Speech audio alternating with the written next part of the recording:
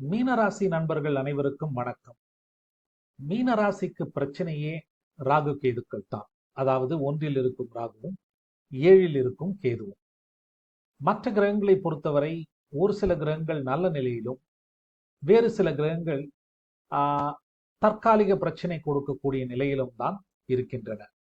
நீடித்த பிரச்சனை என்பது ராகு கேதுக்களால் தான் இருக்கின்றது.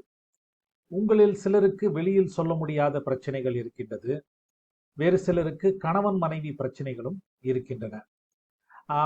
பிரச்சனைகளை அணுகக்கூடிய தெம்பும் சக்தியும் 10 தேதிக்கு பிறகு ராசிநாதன் 3 வக்கரமாக இருக்க போவதால் ஏதோ ஒரு விதத்தில் உங்களுக்கு கிடைக்கும்.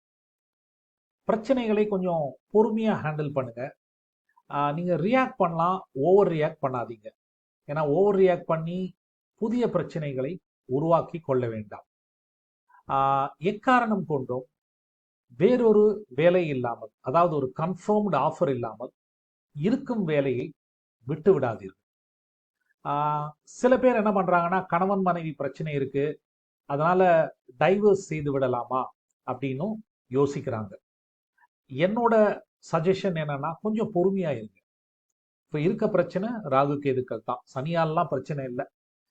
மற்ற கிரகங்கள் மூவ்மெண்ட்லாம் கொஞ்சம் டெம்பரரி ப்ராப்ளம் தான் இருக்கும்.